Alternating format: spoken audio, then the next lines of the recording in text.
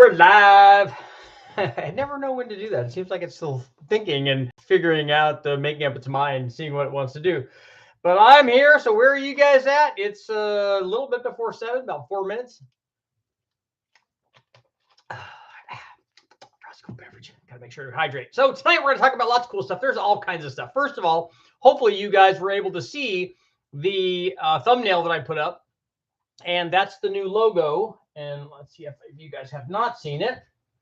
I can show you.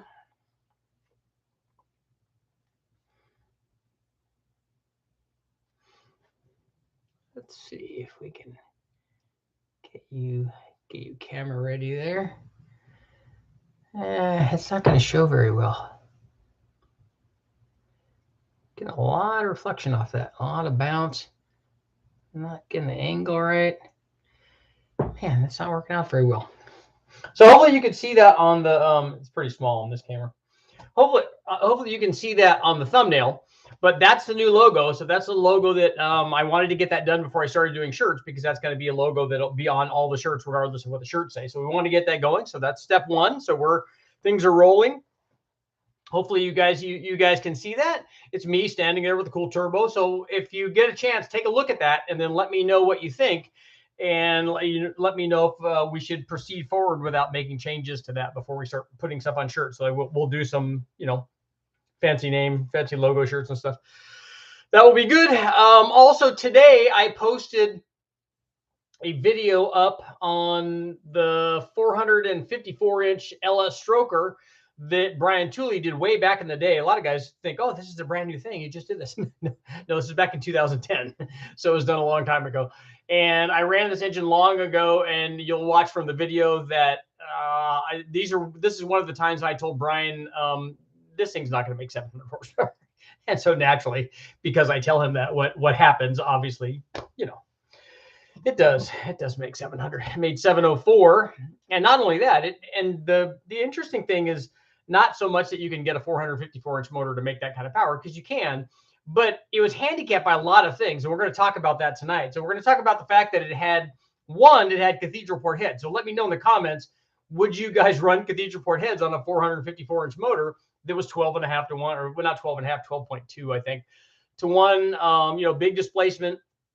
Would you run Cathedral heads on it? Also, it had a fast manifold, which I thought was an interesting choice given the displacement, but it was going under the hood of a Corvette. So it had to have something that fit. Now, naturally, he did port matching and stuff to it. So it had Cathedral port heads. It had the fast manifold. It had 12 to 1. It was run on pump gas. So 91 when I ran it on the engine dyno, and then 93 because where Brian was out in Kentucky, he could get better fuel than we have in California. So he could run that on a little bit better fuel, but still it went and drove around in the car and idled, and they got it tuned and everything. So it actually went from the dyno and went in and ran in the car. We'll talk a little bit about tonight about what you guys think. What do you think it's going to do like on E85? It would be interesting. I never ran on E85.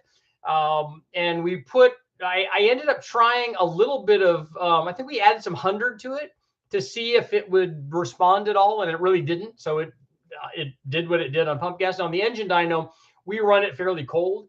So, but he ran it in the car, and running it on 93, he was able to run around and drive it. And, it had a lot of good things going for it. So we'll talk about that. So it had hydraulic roller, pump gas, over 12 to 1, Cathedral port heads, and yet it still made, even with the fast manifold, still made over 700 horsepower and made 630 foot-pounds, and made 600 foot-pounds for like a big spread. I think at least 1,000 RPM, and I think it was probably more than that. So it was kind of a cool combination. Like I said, it was one of those times when I didn't think it would do it given all those limitations, but as we know, I'm not right. Beverage.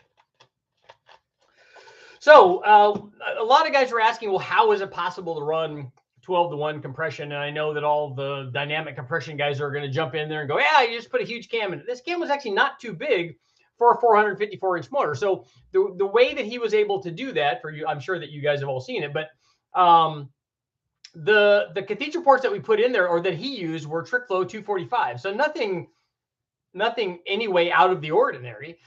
He did do some changes to it. He put he had the guys at Total Engineer Flow do the nitrous exhaust ports, and then he did a 50-degree valve job on the exhaust. And he also actually made the exhaust a little bit smaller. He was a little bit concerned about over scavenging.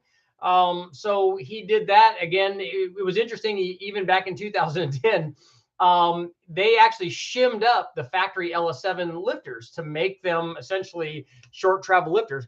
The cool thing that I thought they did, because he went to a, there's a lot of, when you're putting, anybody that's ever built a motor, as opposed to what I normally do is assemble a motor, but other than the Engine Masters one, that was a lot of work. But if you're actually building a motor, and what he did with that motor is build one, and a couple of the things that he had to do that were really cool, like shimming the lifters. Now, again, we've talked about this many times over the years, and Brian and I honestly don't know if that did anything. He's like, it might be that if we ran now that they're available, if we ran a short travel lifter, maybe it'd be okay. Maybe we've done the same thing with a standard travel LS7 lifter. It made peak power at 6,300. So it wasn't like like that motor was revving to the moon. It didn't need to make the power that it had. And with 454 inches and a Cathedral port head and a fast manifold, it wasn't going to be a high RPM deal.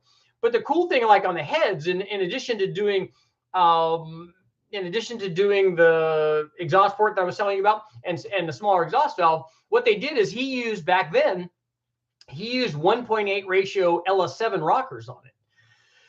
And if you know anything about those, you know that they're specific to the LS7 head. They do not bolt on, even the exhaust rockers do not bolt on to a Cathedral port head. So what he did was, well, I'm going to make them bolt on. So we're going to fill in the holes, the existing holes, and then we're going to re-drill and we're going to remount so that we can run those rockers on these TFS Cathedral port heads. So that's exactly what he did. So it had a 2/100 intake valve and a 158 exhaust valve. He also, and this is one of the things that a lot of guys wanted to talk about, is he also softened the chambers on this. This was back in the day, but in addition to being CNC ported, he also, laid the quench area down, put a little bit of angle to it, and soften the chambers. And so the thing would run on that. And the camshaft, the other thing I was talking about, well, there's nothing terribly magical about the camshaft. Obviously it worked, but it wasn't even excessively big. It was a 251, 266 at 50. So it wasn't even as big as some of the shelf comp cams that we've run before. It had a 115 LSA. And so that combined, and it had flat top pistons, which are really close, or if not at zero deck. They weren't out of the hole. It had a 41 thousandths gasket on it. And so everything was really efficient there. It had, I'd have to go back and look. Maybe the pistons were coated. I know that the skirts were done on them. So that worked out well. And the only other thing that was really, and this is necessary on any stroke, or even like a 408 or something, is that we had to clearance it they had to clearance the bottom. He used an LS7 block because an L7 block has longer sleeves in it, longer than the other factory one. So you didn't have to use an aftermarket block, and that allowed him to do the 4250 stroke crank, because it was a 4250 stroke crank with a 4125 bore, and they did have to notch the bottom of the bores. They also had to clearance the rods, because the cam to rod clearance was a little bit of an issue. I think he said it was about 20 thousandths when they were measuring it. So he wanted it to be more like 50. So they had to clearance the necessary rods to make all that work. But he liked the fact that it was the LS7 block had, enough sleeve length to run that 4250 stroke and not have to worry about the piston coming out of the bore and rattling around. It's not quite that bad, but we exaggerate that stuff. So that limits ring seal and probably engine life too. But use of that block allowed that kind of displacement. And I've run 4250 strokes on standard deck LS stuff that have been sleeved. Like I did a 468 on an LS6 aluminum block. We sleeved it with a dart and stuff, and then ran a 4250 stroke. And I think the bore was bigger. I think I ran a 4185 bore, because I think it was a 468. And we tried a bunch of different heads on. So that's my question to you guys. So let me know in the comments. In fact, let's do a poll. We can start that going right now. So, would you use Cathedral port heads on a 454 LS stroker. So what do you guys think? Obviously, this combination worked very well. But would you guys do it? Would you guys run instead? Because I mentioned this in the video that you know, you have LS7 at your disposal with that bore size. You have obviously LS3, so you have almost any kind of cathedral port head. So would you use cathedral port heads on a 454 LS stroker? So let's ask the community and see what you guys think. So make sure everybody jump in and answer there. Let's see how the poll does. So that was an interesting stroker deal. I was really impressed with it, and so was everybody at West Tech back in the day when we ran that. They're like, man, that thing's pretty stout, and it was, because if we had a 454 big block Chevy that made 700 horsepower, we would be pretty happy with that. And you know, it's certainly possible because you have heads that flow a ton with big blocks and stuff, and we would, but if we did that, it would certainly be possible because more big blocks are more. You know, 454 anyways is usually more near the 600 horsepower than the 700 horsepower. You really got to put some camshaft in it and good heads in it to make it. But if it's 12-to-1, obviously on a big block, that helps like it does with an LS. And I like the fact on the LS that he was able to do it with a flat top piston, which is nice, which I think is a better way to go than on the big block with the big dome and the big chamber. It would be nice if you could get a really small chamber on a big block, and they probably do on the race motors. But that's the nice thing about the Cathedral Port LS head is it only had like a 70 cc chamber, and they had smaller versions. You could run a smaller version on it. But I think that the ideal combination is a small chamber and a flat top piston rather than the dome piston that we use on a big block and then a big chamber. But let's face it, we've made lots of power with big blocks as well. So that's good stuff. So hopefully you guys make sure to jump in and answer the questions on the poll. Would you guys use a Cathedral Port head on a stroker, on a big stroker LS? Oh, well, everyone's kind of going the yes direction. So we'll come back to that a couple of times.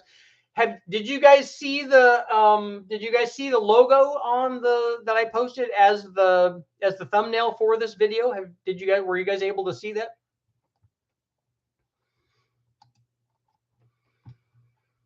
Let's see.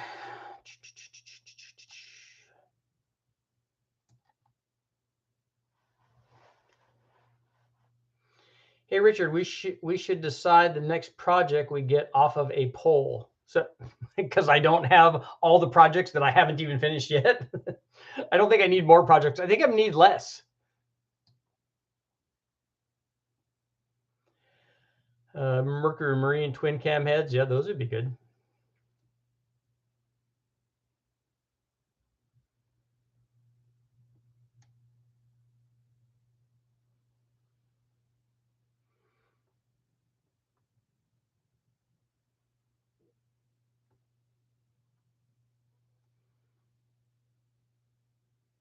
I don't know what the motor cost to build. You'd have to ask Brian.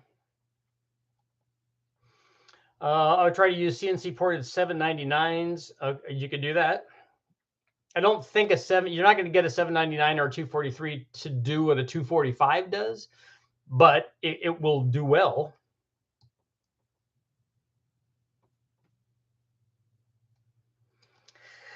I have nice TEA cathedrals and a fast 102, so I'd have no problem keeping them when going to big cubes. That's a good one. So was Brian's 454 a small block? No, it was an LS. It was a 454 LS, which I guess is technically the next generation small block.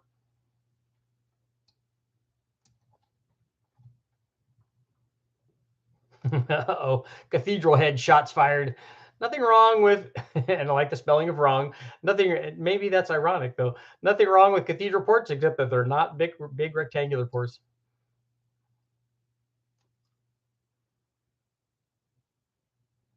Tom wants to use K24 heads.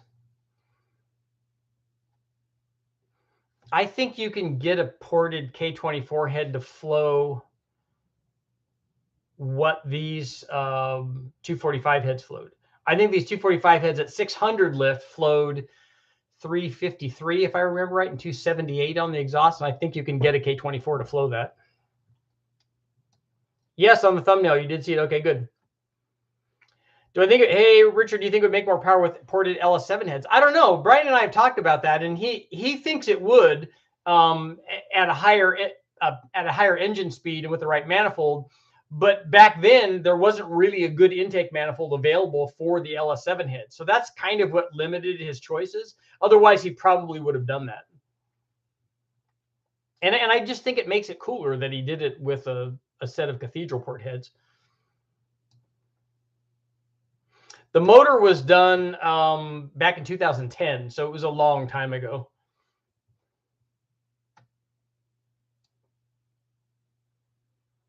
Yeah, Dan wants to put an LS4 intake manifold on it. Just imagine that would knock me. Just think of that intake manifold knock like 200 horsepower out of that thing. I ordered the LSX 454 engine and immediately thought about changing out the heads. I don't know enough about that motor to know what the specs are on it, but a couple of guys have mentioned that in the comments. Yes, we need the thumbnail as a sticker for sale, like bunker branding. Okay, we'll do stickers too now that I have the logo done. Need to make a project to finish the projects. That's why my project just needs to be a list of the other projects.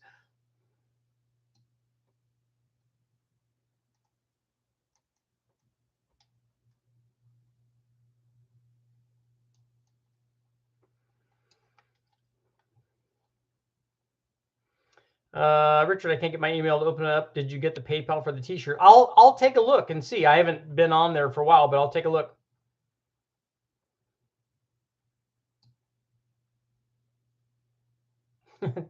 Tom, what's with the Uncle Tony hating? How many Turbo 5.3s would that be? It'd be a lot. Yeah, we need to get the 3800 and the 40. The 3800 should be done fairly soon. The 4200 will be after that, but I still have a lot of other stuff. I mean, I need to run the Slant 6. I have the 292. I have the 455, or I have the Cadillacs done. I have the 455 Buick. I have a lot of stuff. I'm building a 6-liter 5.3 heads to bump the compression. That's good for towing and stuff. An LS7 block is big money probably now. His was a used block, so it was cheap. Most of my buddies would be probably running old Hendrix SB2s. Those make power though.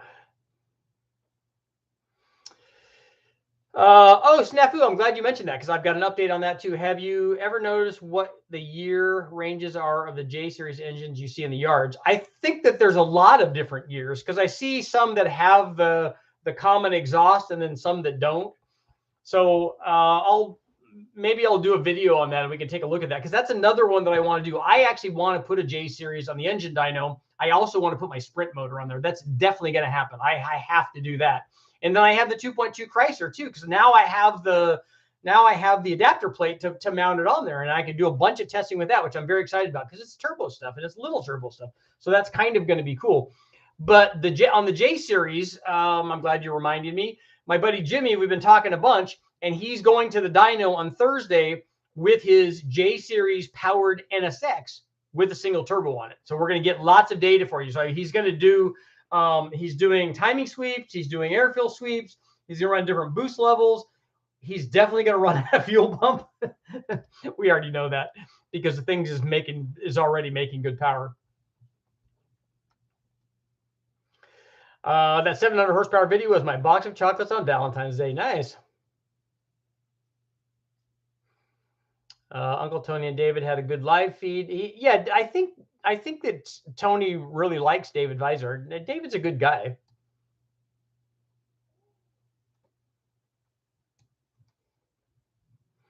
Would be a good K24 to see 250 CFM. That's all that I know. That a K24 flows more than that. It has to. My B series head flowed that. How many cubic inches in stroke can you go with an LS motor on the tall deck RHS blocks? You can go over 500 inches. I think 515 or 520 inches. And I don't know what guys have done on the standard deck height.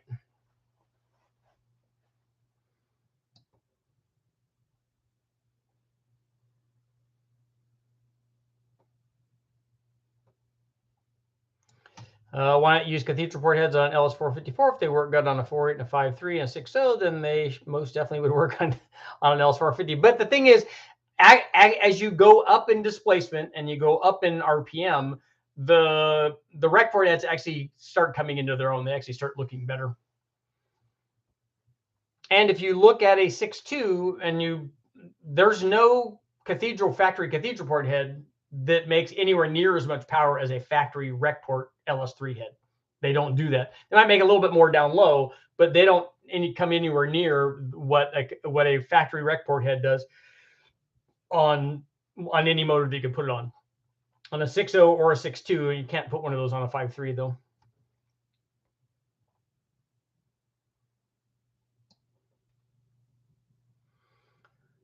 Richard, what are your thoughts on the Trailblazer SS on a 5.3? They work just fine. I mean, they're not going to make any more low speed power than a regular truck does, but they'll make more power at the top. They don't make as much power as a fast does. They're going to kind of be in between a truck and a fast.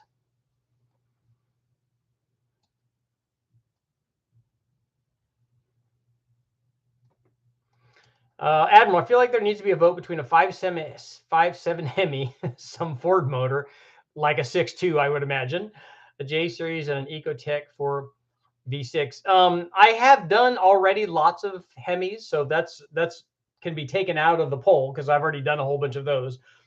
So it'd be a new one. I've done lots of mod motor stuff, so the new stuff would only be J series and Ecotech or some other kind of new mod motor like a 6.2. The J series is definitely already going to happen. That's already going to be done. I'll do a lot of stuff with Jimmy and what he's doing on his probably before I would ever consider putting one on. I want to get done the stuff that I have to do and then do newer projects. What size radiator for a street driven LS? I don't know. I don't know what the dimensions would be. Would there be any gains on that 454 using E85? I don't know. Burning tires. That I posed that question also. I think that there might be, given that static compression. I know that we see pretty good gains on the Gen 5 direct injected stuff with E85, and then also on the Coyotes, especially the direct injected Coyotes. They all see gains from E85. When I run E85 on a Gen 3 or Gen 4 LS in any kind of factory style static compression, it really doesn't do anything. And we've run it in small block Chevys and big block Chevys and stuff. And any kind of compression that's like 10-to-1 or less, it doesn't really seem to do very much. Every time we run it under boost, it does a lot. So I don't know if it's just static compression or what's going on there, but it does on some of the other direct injected stuff. List your projects and let us poll what you should do next. Would softening the chambers be beneficial on a boosted application? Most definitely, and it's done by a lot of guys already. That's been fairly common practice on a lot of boosted stuff. In fact, Brian did that on their race motors, on their turbo race motors that they do, and they can run a lot more timing, and it does make more power when they soften the chambers. And obviously, the other thing that it does is it gives you a wider margin for tuning and a bigger safety range.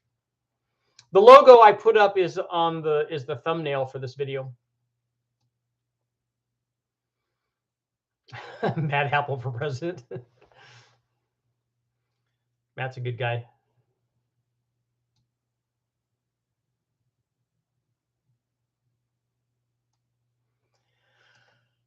Speaking of exhaust notes, I heard a cammed out 4.2 liter F-150 with headers yesterday, and it sounded really nice for a V6. You know, I think that the 4.2 or the 4200 Atlas motor sounds really good too. I mean, I was talking to Calvin today.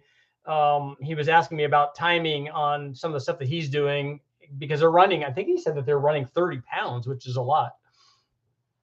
So that thing should be making power.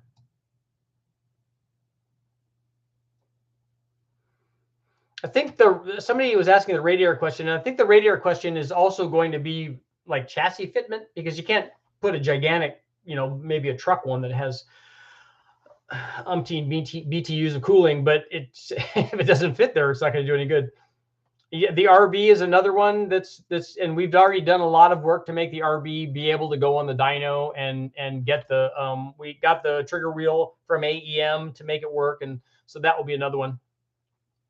And the 2.2, yes, which I already made it, which is my most favorite thing, I think, of recent memory is the distributor that I did for that. The LT1 or and the L99, those are good. I still need to do the 302 out of that. Just give the slant 6 away to Uncle Tony. I at least have to run it.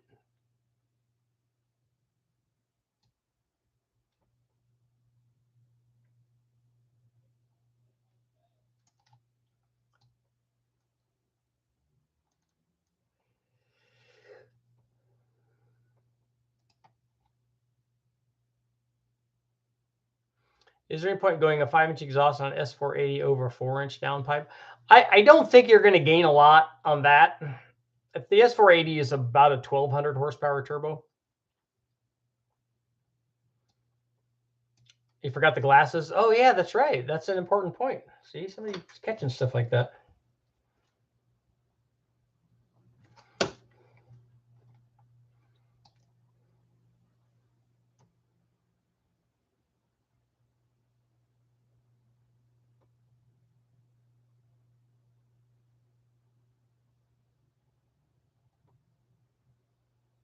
Wow, 4.2 V6 shots fired. Are you sure the cam 4.2 wasn't missing? It wasn't just missing with a blown head gasket. That's not nice. Oh, I ain't no punks in the house. What's up, man? How good are the VW 2.0 TSI engines? Have you dealt with any of those? I remember getting beat by one of those, and I can't remember. I'm trying to think of what vehicle I was in, and the guy, I think it was in my truck, and the guy was, we were coming up to there was a turn lane that only had one lane in it, and we were both stopped at a light, and he won. So obviously they're pretty good. Let's see, Wizard, you're going to try and use the Pontiac engine. Have you found the bell housing? I have not found a bell housing, although somebody, I think John did send me a, he may have sent me one that was for sale, but I haven't run that motor yet. Do you use non-resistor or resistor plugs during your testing? What's better for the street? You shouldn't have interference issues anymore, I wouldn't think. But it depends on what we're running. I'm thinking we mostly, at least recently, we the NGKs, TR6s or something is what we normally use. Have you tested the 07 to 09 E85 truck intake? What's an E85 truck intake? I don't know what that is. Is an 07 to 09 like the Trailblazer SS intake? We need a big bang for all the Honda stuff, D, B, J, etc. Yeah, that would be good.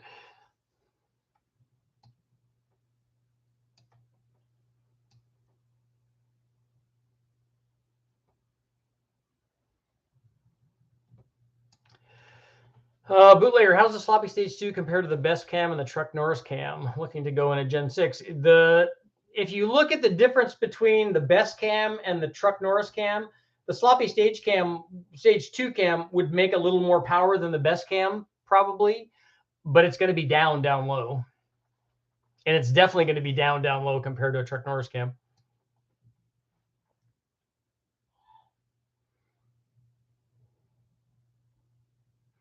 Toyota, BMW, Mercury's, those would be good too. I would like to do a I like BMW motors, and I'd like to do a Toyota and a Nissan also.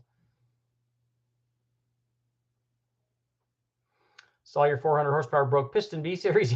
Yeah, that was a stock one. I don't think I even did ring gap on that, which is dumb.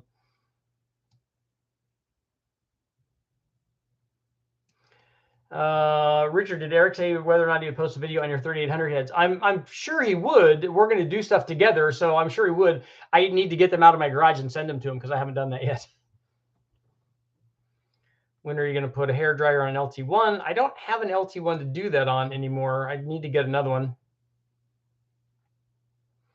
What's better, a Gen 3 LM7 5.3 turbo or a Gen 4 LY6 turbo? The 6-liter is going to make more power.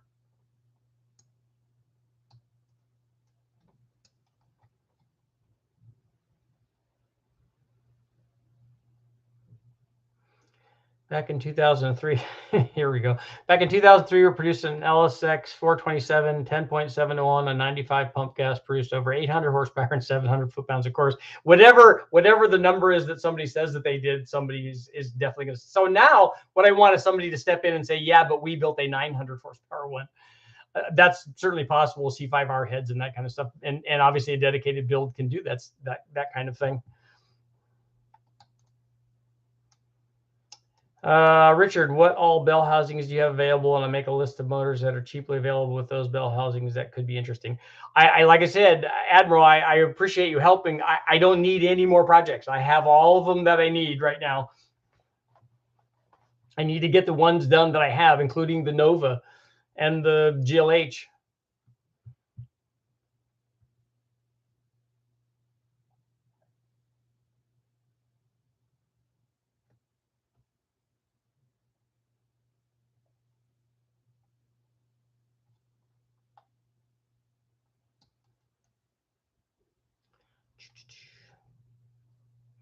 Can you please do an NA small block Ford at 13-to-1 compression on pump gas and find out where it pings?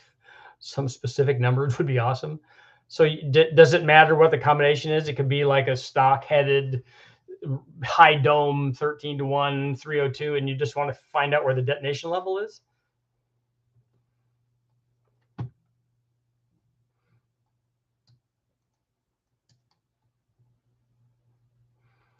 Getaway, I sent the money for the shirt. Got my email open. Also is an LS3 block, good for 700 crank horsepower. Yeah, that won't be a problem.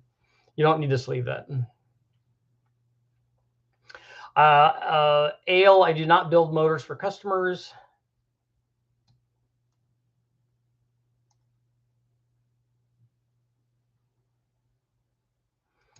Wheelbase, you're building a 475 small block Mopar. That's big, yeah. With the Pro Charger on it, the hard part for Mopar is lack of cylinder heads. What I mean, are you going to use an Indy head or a ported Edelbrock head or something on that?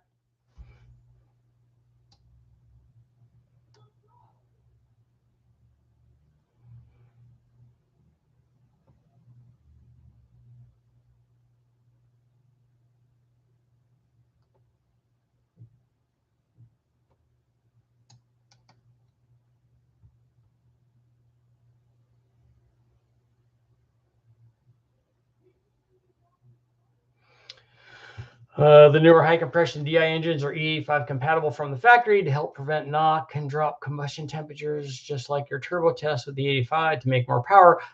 And really, every motor out there can run E85. There's nothing inside of them that makes them be able to do that. The fuel system, though, can be corroded by E85.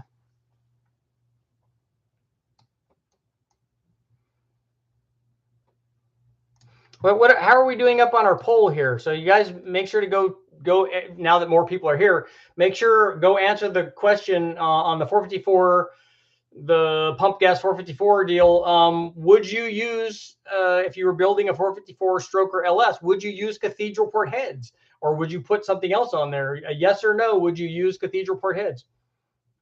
139 votes. There's 199 people watching. Come on, guys, go do the poll or hit the like buttons or do something. Will all-wheel drive be the dominant setup and no prep in the future? I sure think it would be an advantage. It sure was. It sure is on the street.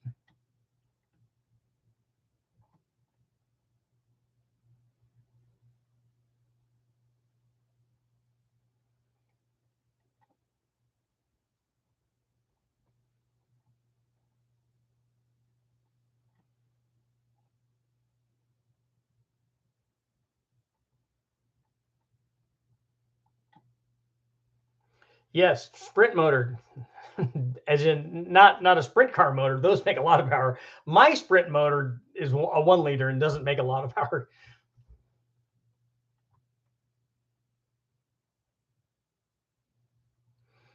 The springs on this 454 were it was a dual spring with a titanium retainer.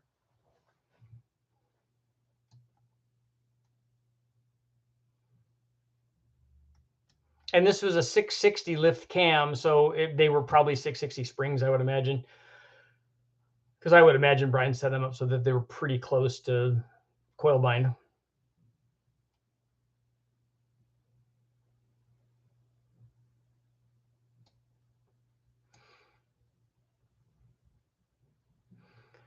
I do like really light exhaust. I remember the first time seeing somebody use aluminum tubing for the exhaust, which we have done before.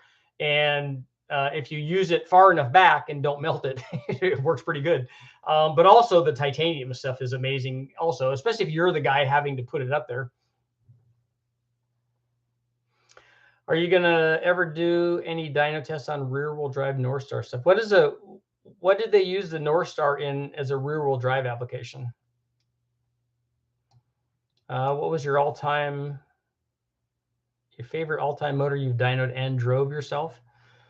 There are not very many that I've dyno tested and driven. My van motor, my 360 van motor, the B series Honda obviously is fairly high up there. I did a lot of chassis dyno testing on the Sprint motor, but never on the engine dyno. And obviously I went 226 or 227 with the Civic motor, so that's kind of cool. Yeah, I have run aluminum tubing a lot, and it works. You just have to have it back behind the really hot part.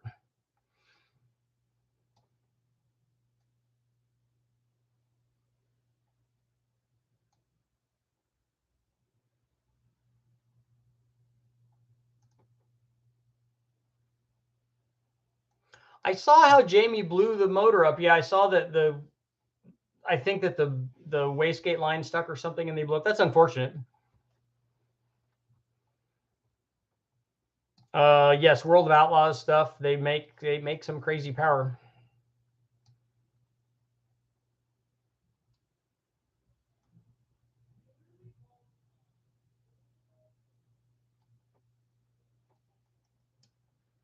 Yeah, we haven't run aluminum tubing on a turbo application. We did it on NA motors.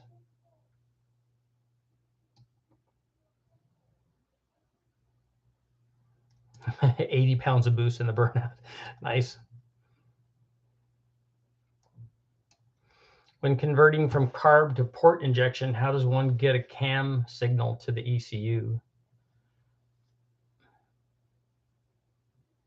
Which motor are you converting? You can get a signal from the distributor. You might have to get a dual sync distributor if you want a crank and a cam.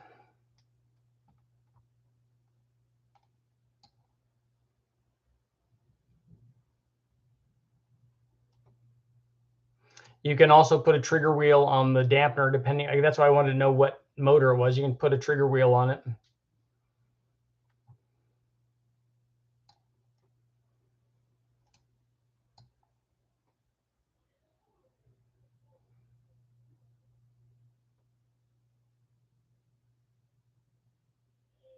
Yeah, titanium exhaust is common on bikes because obviously they're very weight conscious.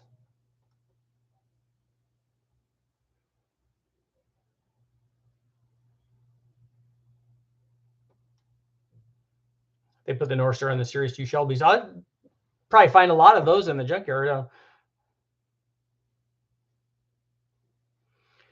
Richard, I've learned here that picking a turbo, you go for the horsepower level you want first. Yep. Is there a direct correlation based on the engine size and RPM range? I want to double the horsepower. No, not engine size or RPM range. It's just power. So whatever the motor makes, wherever it makes that power at, it could be a big block making it at 5,000 RPM or 4,000 RPM, depending on which big block you have, or it could be a Honda making it at 8,000 RPM. It doesn't matter where it makes that number at. It does a little bit, but that's another discussion. But for the size of the turbo, you're going to select the turbo size based on whatever that number is.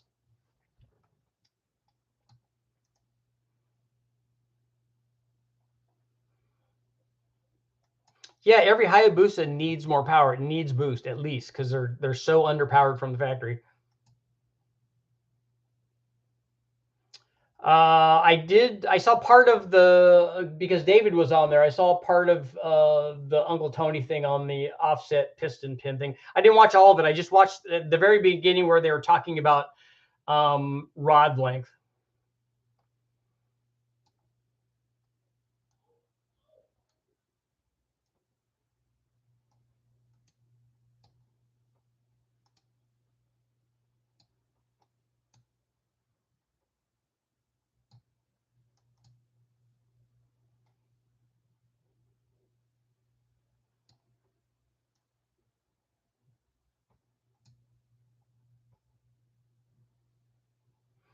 What fuel injectors do you recommend for a Turbo 6 LS making 1,000 horsepower? They're going to have to be, you can do it with 80 pounders on gas, but not on E85.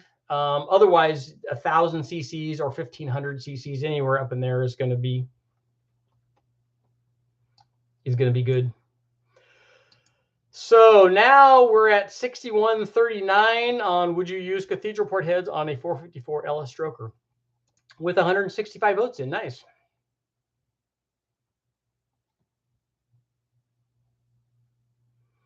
Richard, if someone gave you a 305 versus a 302 Ford motor, which would you be able to get the most power out of? Are they a 305 Ford motor or is it a 305 Chevy? And if it's a 305 Chevy, please look at the video that I did where I compared 305 Chevys because they're both 5 liters and they were both marketplace competitors in the Camaro and the Mustang and the 5-liter Mustang, where I compared a 5-liter Mustang and the 305 5-liter Chevy. And we got good power out of both of them. The 5-liter is a little bit more limited because it doesn't have nearly the number of cylinder heads to choose from because the 302 has a 4-inch bore. So there's lots of cylinder heads available for that. But the small bore on the 305 limits what heads you have available to make the power that you want to make. For a street car, they're both going to do what you need to do because they both have the same displacement. But ultimately, if you wanted to make a 9,000 or 10,000 RPM like guys are doing, 302, then that ultimately probably would make more power because you'd have heads that could do that.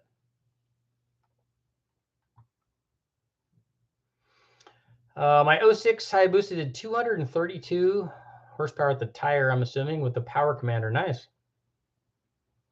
What would the maximum wheel horsepower for a Ford 6-liter with heads and cam on it? I don't know. I don't know what you mean by that, but if you look, we did over 1,500 with a stock bottom end, so certainly it's that much or more.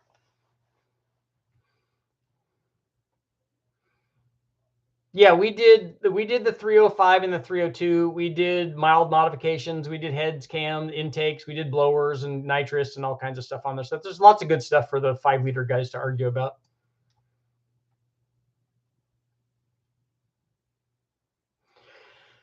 Karen, I'm rebuilding a 5.3 for boost. My question is, should I do a 4.8 flat top piston? I don't think it's necessary with boost. It's not going to, it's especially with a 78, 75, you're still going to make the same amount of power. I mean, it might be a little bit more responsive with the higher compression, but it's also going to be, the tuning window is going to get smaller. If you're running E85, it's probably not a problem.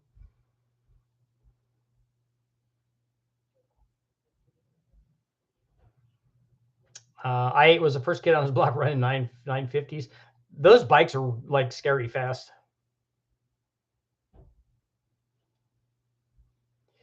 Richard, did you ever race at Grattan in Michigan? No, I've never been there.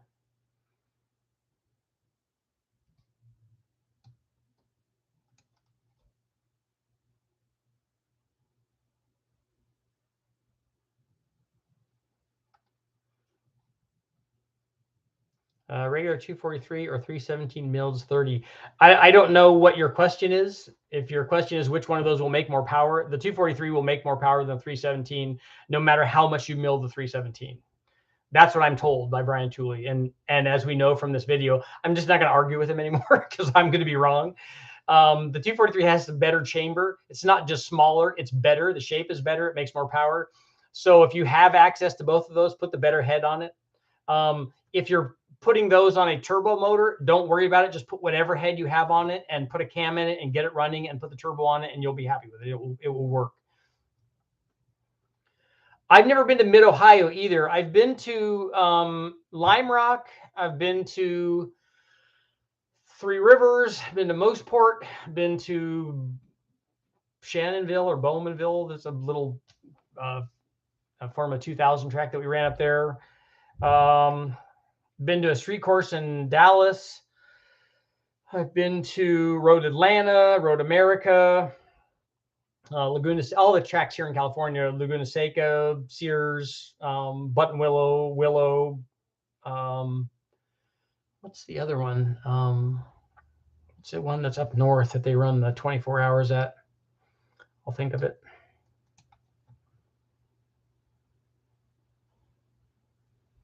We only run one signal when we're doing these things. Like if we run a blow through Chevy or something, we just run the signal from the distributor. I don't run, and even on an LS, oftentimes I don't run sequential stuff on it. It's not really necessary. Grooves, you won the 24 Hours of Lemons at Mid Ohio. Nice.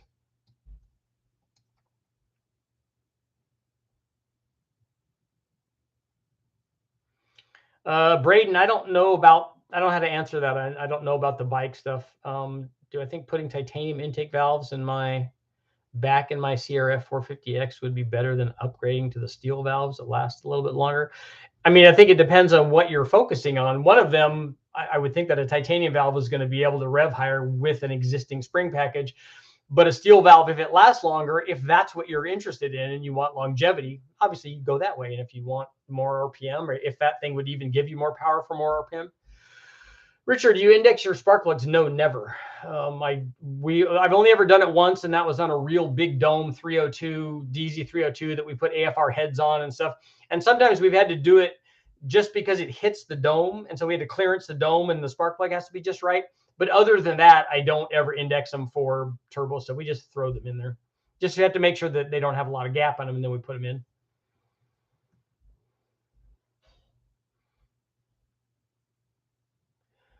Found a video I was looking for the other day. Speedmaster CNC versus Brodix Dragon Slayer as cast from CNC heads. Is this a better choice? The Dragon Slayer heads work well. There are lots of good. I don't know if you're talking about a small block Chevy or a small block Ford, but there's lots of good heads out there. And most people are worried about which head should I pick, and they're worried about doing it on a 400 horsepower 350 or a 400 horsepower Ford 302. And none of the heads all of the heads that you could pick, they're all going to do that. So you don't have to worry about that. You have to worry about it when you're trying to make a 600 horsepower 302. Then the cylinder head choice becomes really critical. That's the other course that I ran, Casey. I ran both the inside and outside courses at Las Vegas. I did the old outside stuff, and I did the inside stuff too. I've raced in the ones here. The other one in California is in Pomona, Irwindale or something, the one where they ran the NASCAR deal at. That has a road course. We've run there.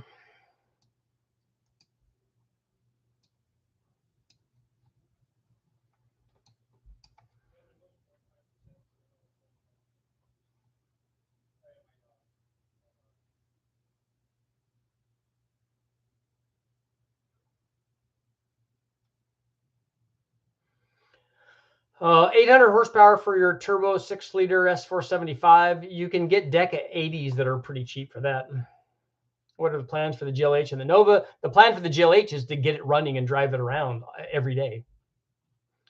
Watkins Glen, I've also raced there, which is very fun. I ran World Challenge there as a support series for the NASCAR truck guys were there when we were there. And so were the I'm not that familiar with a lot of these dirt track classes, but it's whatever ones had the offset engines on them. They're nuts. And for them, the engine offset was on the wrong side. And so that they were all racing this road course with those. And it was pretty crazy.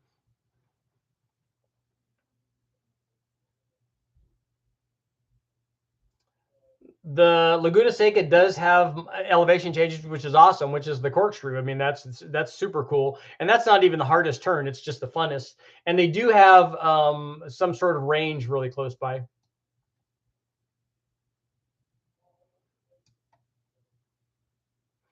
I think the GT45 will work with a stick trans GLH, maybe on the 2.5, but I don't think on the 2.2. They were modifieds, but I don't remember if they were big blocks in them or not. They were really fast. They had a lot of power. So somebody want burning tire. I wonder if the price of LSA blowers would drop if he put out a video saying that they were junk. I need to do that, right?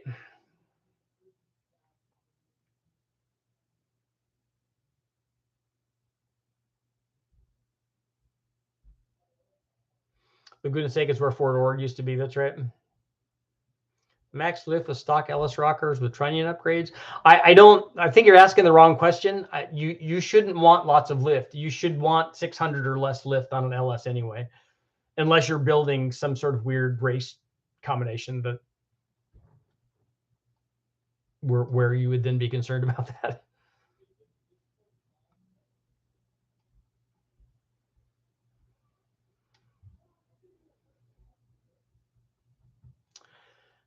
Butcher, I have a spare Garrett 57 trim stage 3 turbo. That should make good power on a 2.2 or a 2.5 too, but it has an 82 hot side that I want to put on my Chrysler 2.5.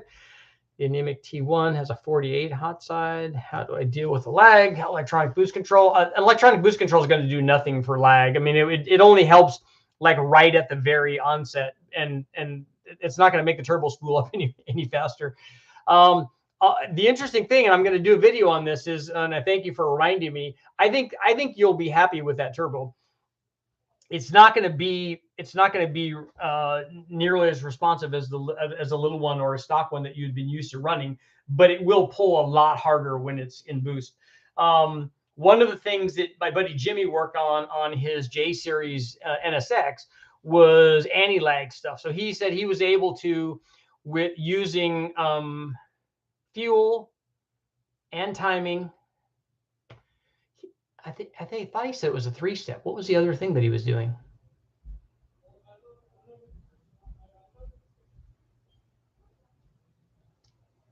Fuel and timing. I don't know what the other thing is. So somebody remind me what the other thing is. But he's able to get like full boost on the line. So it's going to be interesting because he's going to drag race this thing. So it will be really cool.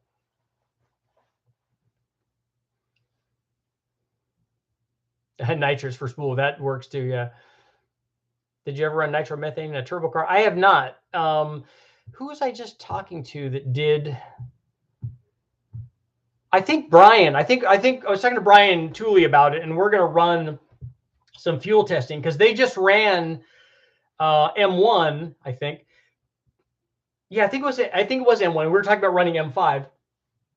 They ran M1 in one of their. They have a really high horsepower LT motor, an LT1 with ported heads and cam and all that stuff, and it's making a lot of power. And it picked up a ton. It picked up a bunch going from E85 to M1, and I've never tested that, so I thought it was awesome. So hopefully we'll be doing some stuff on that.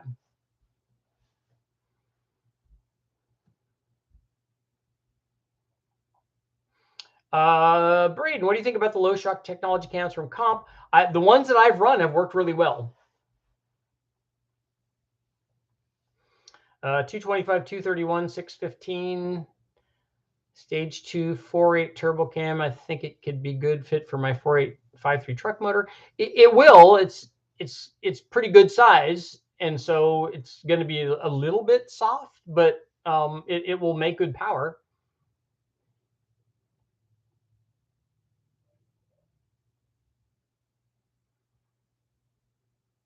What's the best sounding motor you've ever heard? I don't know.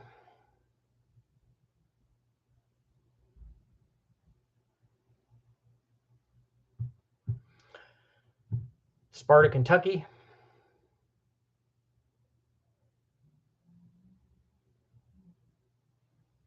I bet Richard gets blamed for GM engine and Eaton blower inflation. Then a generation loses its horsepower.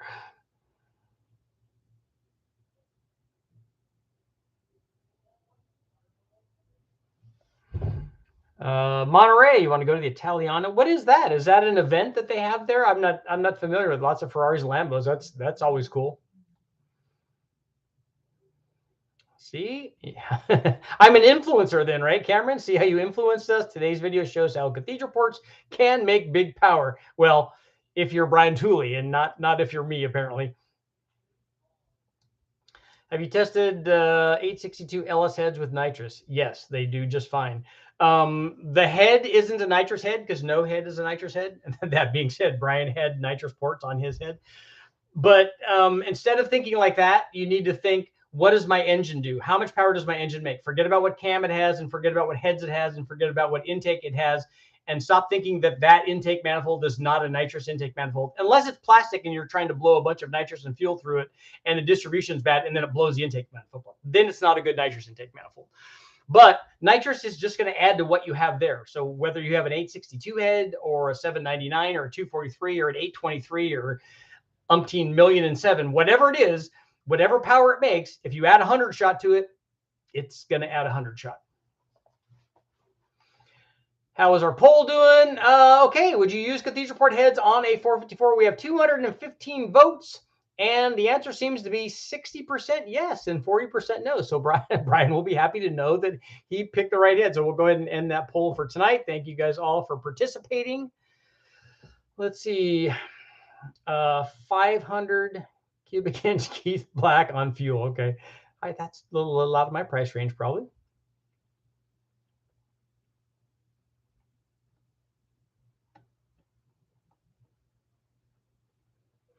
Do modern Ford modular engines have oiling problems when road racing? I'm racing a bad Roush Mustang engine for a client that races. I don't know. I honestly couldn't tell you. I don't remember road racing any of them. I'd have to ask my buddy did some stuff for Panos with their modular Ford powered like school cars. And so maybe he would know. I have a 6.2 from an 08 Yukon, wondering if Torque Storm supercharger is a good fit. It is. It's a centrifugal blower, so it has a rising boost curve, so it's not going to be real responsive down low, and it's about a 700 horsepower or 750 horsepower motor on blower on that motor. So if that's the range that you want and you want a rising boost curve, that's what you're going to get.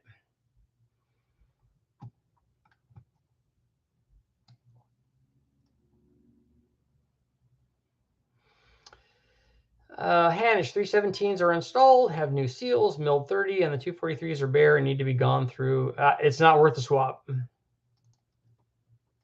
Also, the sloppy stage 2 is installed. Is there a better option? There are lots of other camshafts that will make more power than that sloppy stage 2. Take a look at the video that I have where we ran that camshaft versus the, I think it was a 469 comp camshaft, and that's a 231, 247 cam. That's a bigger cam. It's going to make more power than that 228 cam. It's going to be a little softer down low, which that's typically the trade-off for a big cam and a smaller cam. The reason that people pick that sloppy stage 2 is because it's inexpensive and it works fairly well. It's a middle of the road kind of camshaft.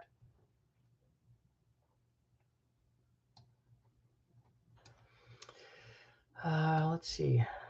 Did I miss something here? Yeah, here we go. Hey, Richard, I sold my 240Z for a 6G, and I'm now building a turbo 6-liter LS, trying to go big. Just want to say thanks. No problem. What is a 6G? I don't, maybe I'm not thinking correctly.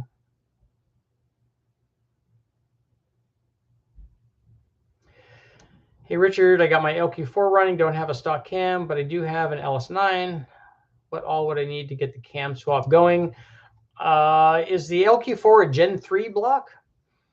Because that cam doesn't have a provision for, that LS9 cam I don't think has a provision for a rear cam signal like the LS3 block is going to want.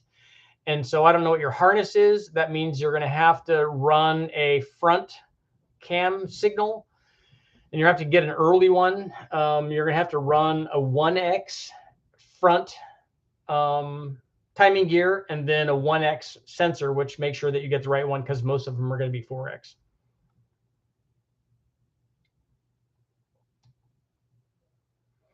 Finally made it on 19 clutch. Thank you for showing up. I've done the Pebble Beach Concourse. A friend of mine has a house on the 14.3. Wow, you're like high Zuden. That's why you build those low dollar Porsches. Let's talk Dodge Lancers. Those are good. I almost bought that Spirit, and I thought that that was going to be cool. I was so excited. You know, as soon as I look at and see a car that I want to get, I go and do all the research on it. That's why I had all of these books on NSXs and Ferraris or old Mopars or whatever thing is that I decide that I want. I'd go get all the literature on it so I could read about it and find out how much data there is on it. And so I was looking at that Dodge Spirit because it was the fastest production sedan sold in America at some time, whenever back when it was. Richard, on a 542 valve, what manifold works with PI heads? Any of the factory ones will work, right? I haven't done a lot of 542 valve stuff. I haven't done any of it that I know of. I've seen the manifolds, but I haven't done any testing with them. Not exactly 454 LS related. It doesn't have to be. It's just at this point, we're just all like chattering. What LS oil pump do you recommend? We put stock ones in, or I have also run like high volume pumps, and I don't remember what the part number was off the top of my head. We've also done, that's something that Brian did on this 454, is they just went in and ported the stock pump.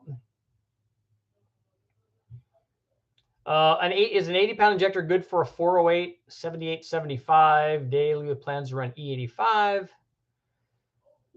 Yes, but you're not going to be able to make a ton of power. Like it can't be 1,000 horsepower. It's going to have to be more like 700. What are your thoughts on LS383 with flat tops? We've done that a lot. 799 heads, boostable. Is it safe with 11-to-1 compression? It is with the right amount of timing and intercooling and E85.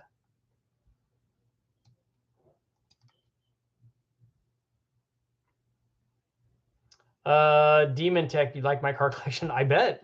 I like all cars, so whatever you have is weird. I like it. You try to find a Consigliere. I know those are cool.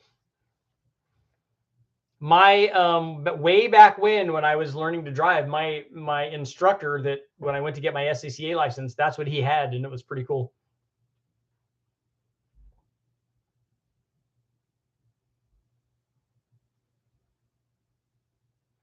Is a Terminator Xfi worth it? I've never run one. I've only run the HP and the Dominator, but I'm sure that it does what those do also.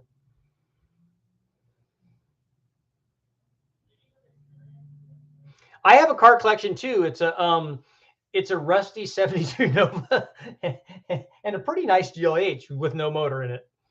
And oh, by the way, the Nova has no motor in it either.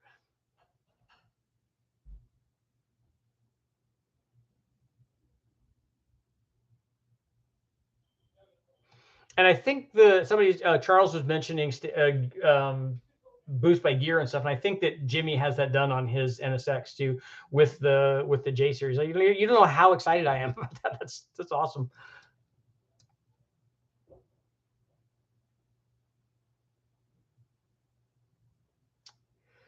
Randall, I have a nice, just finished 66 Chevy with a 671 big block for sale. Nice. Do you have any 70, 71, or 72 Chevelles that don't have a motor in them that are ready to receive like an LS swap for like 1,500? But I mean, the body has to be nice.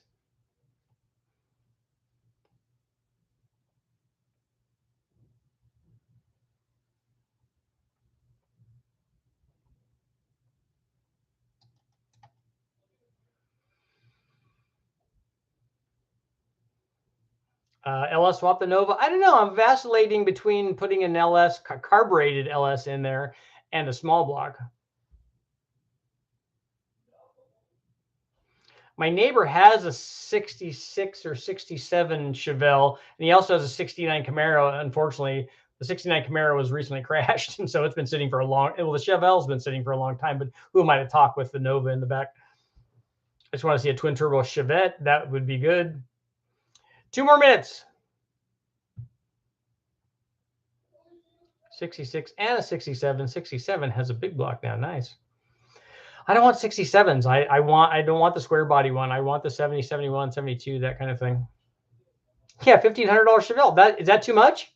I mean, it's got to be nice. You know, it's got to have stripes. It's got to be an SS clone at least, right? And it's got to have rally wheels on it. No, not a nice body, a nice roller that I could just. It's got to have a trans too, like a built Turbo 400 would be perfect. And a 12 bolt, and I don't want a 4 series gear, like a 373 would be okay. Even a 308, because the motor that I put it in is going to be just fine for that. I have a 72 Nova, but it's rough. How rough is it? Well, it's so rough that I need a tetanus shot just walking next to it.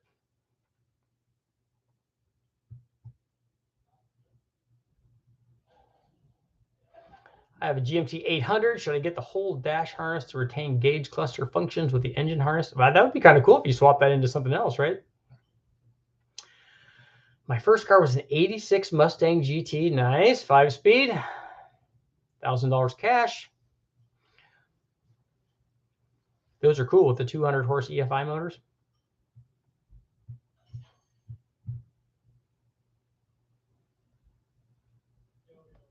Have I ever built a turbo motorcycle? I have not. Most people do fabricate an airbox. Have you tested how much static compression you can run on propane? I've not done any propane testing. I've only started one motor on propane.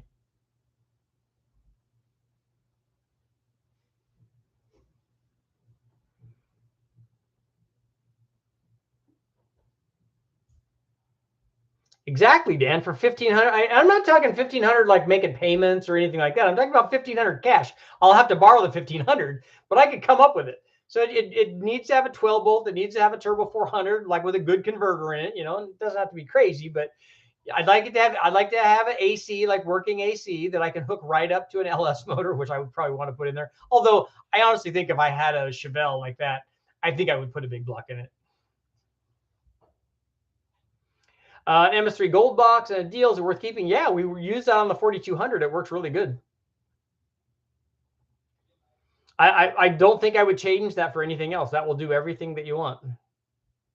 69 Nova 230 inline 6 power glide. Wow.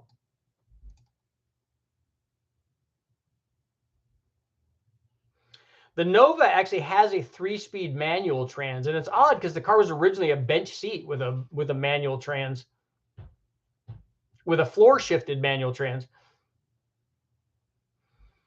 I inherited a 69 Chevelle. See, I like those too, actually, with a 396 4-speed. That would be a good car because I'm going to have a L78 like SS396, the 375 horse 396 at my disposal for one of those. So it'd be perfect for a Chevelle.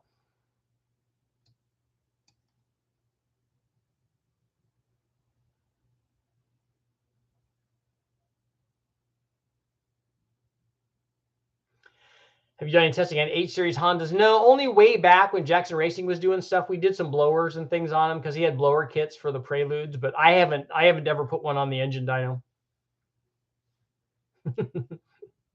Yeah, see, if I keep talking about it, we can make we'll tell people Chevelles are worth nothing. They're a dying breed.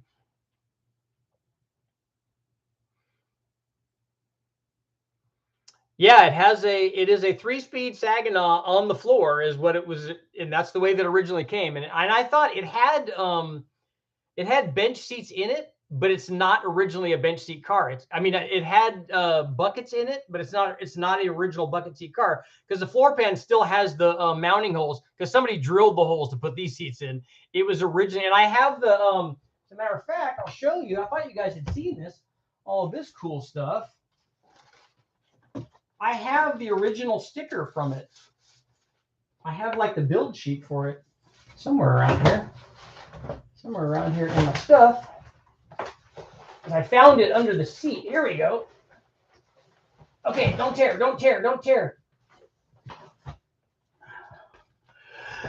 Look at that. Just awesomeness. This right here makes that $300 car worth, I'm sure, $350 or $400. Yes, all of the information.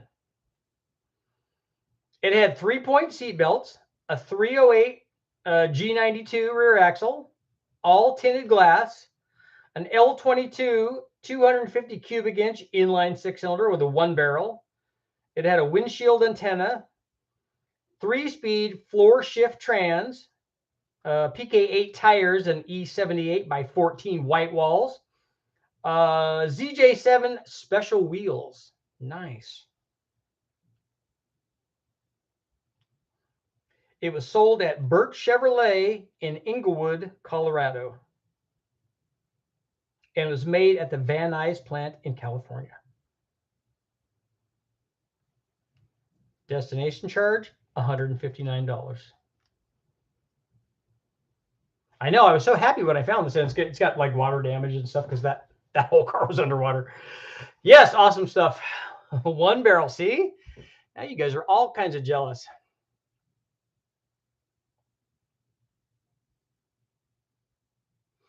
Ooh, you had a 70 SS 454 Nova? Wow. Did somebody do that? Somebody must have put that in there, right? It's a real black on black SS 396 with 4-speed. Did the Nova come from the factory with a 396? Was it offered with that motor? You can smell the bias pipe tire smoke.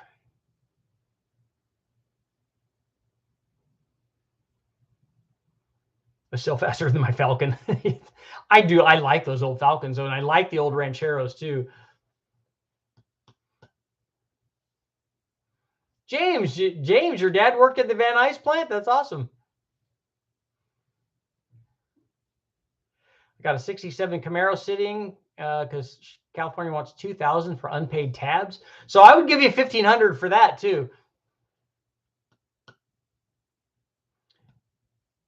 Yanko offered 427s in the Camaros and stuff. The 396 was you could get that engine though, right? Could you get that in a Nova?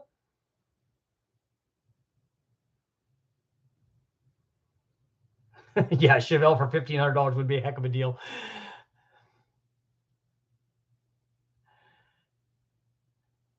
Oh, so Charles, the slant 6, your 230 couldn't hang with a slant 6?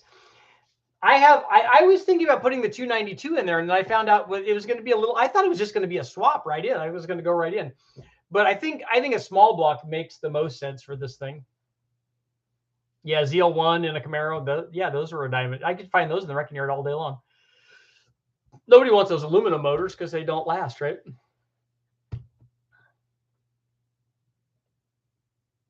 Yeah, you couldn't get 427s except from the Baldwin Motion and Nicky and Yanko. I'll give you my Fox body. Fox bodies are not cheap either anymore. All right, punk man.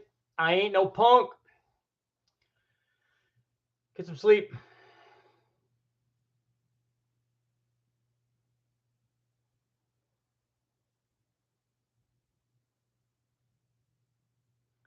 They also had a 396 2-barrel in Nova. They actually had that motor available with a 2-barrel. I thought they only did that to the 400 small block. Augustine, my dad left me a lot of cars before he left, and unfortunately they were all sitting. Sorry to hear about your dad. Roughly how much does an S475 weigh? I don't know. It's heavier than I thought it was. I know that picking them up.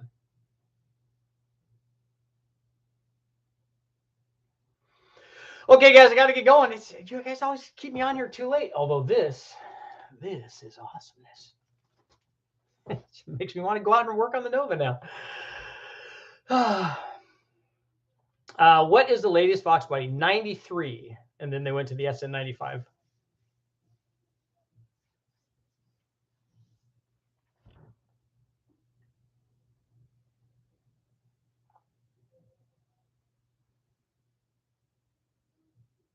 Oh, the lightest Fox body. Probably one of the 4-cylinder, the early 4-cylinder ones.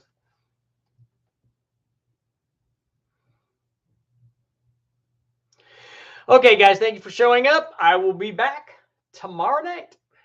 And then please, if you can, Tom, thank you for showing up. Let me know what you think about the logo if you guys get a chance to take a look at it. Send me an email, smoke signal, whatever you got.